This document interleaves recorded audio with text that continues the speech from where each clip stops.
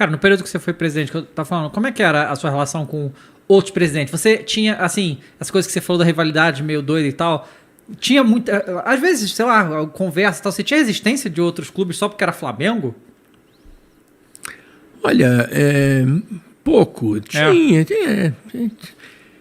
Tu ia almoçar com o Eurico Miranda, cara? Rapaz, olha, o Eurico, né, o presidente Eurico, eu discordava de tudo com relação... Toda vez que a gente tinha uma reunião... Começa que ele é Vasco, né? Ele é tudo que o futebol não precisa mais, o Eurico, né? Não, pois é, mas deixa eu contar a história até o fim. Então, a gente ia para uma reunião discutir alguma coisa, seja coisa do Profut, né, seja o que fosse, o calendário...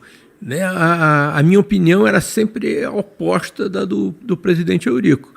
Agora, no plano pessoal, nós nunca tivemos problema. Uhum. Nós sempre tivemos assim, um relacionamento cordial, amistoso. Né? Eu entendia lá o lado dele, ele entendia o meu, né? Nunca concordando. Né? Mas era um relacionamento amistoso, né? Ele sempre colocou aquela coisa, né, de que para o Vasco mais importante do que ser campeão é ganhar do Flamengo, né?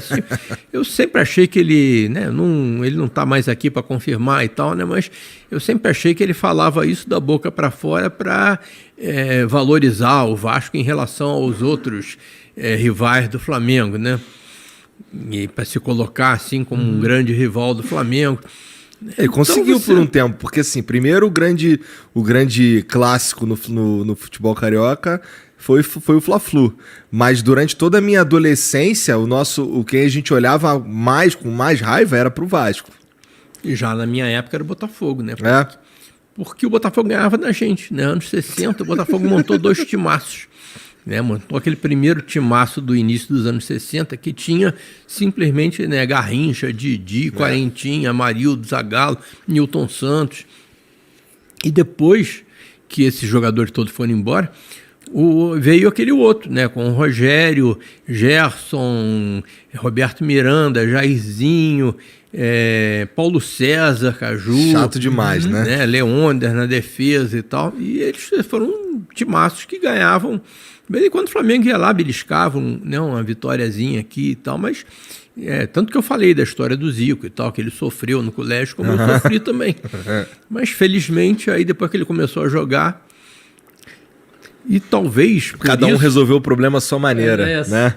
Talvez por isso, assim, alguns torcedores do Botafogo, assim, na minha geração, tenha ficado, assim, um ranço de que, a gente sempre ganhava deles, agora, de repente, eles começaram a ganhar da gente. Aí, alguns, efetivamente, tinham, assim, uma certa raiva do Flamengo e não sei se era uma coisa da boca para fora também. Sei não, hein? Mas, por exemplo, tinha o Bebeto, por exemplo, era um dirigente do Botafogo com quem eu sempre me dei muito bem, né? O próprio Montenegro, uma pessoa né, passional, apaixonada e tal coisa, mas né, nunca tivemos problema. Com os clubes de São Paulo também, né, eu tinha uma relação assim amistosa com todos eles, né, os de Minas também, do Rio Grande do Sul, o Petralha foi assim um aliado e o presidente Wilson do Curitiba foi um grande aliado também na época do Profut. Né, eu sempre tive os da Bahia também, né, o Ricardo Davi do Vitória era meu amigo pessoal há mais de 20 anos, né, e o Vitória fez uma grande besteira em mandar em substituir o Ricardo Davi, aí acabou na segunda, acabou na terceira divisão e tal, era um presidente assim de altíssimo nível. Né, o atual presidente do Bahia também parece ser muito bom, o Guilherme, né? Cara, o Bandeira fez o trabalho tão bom que ele acabou com a rivalidade, porque não tem mais.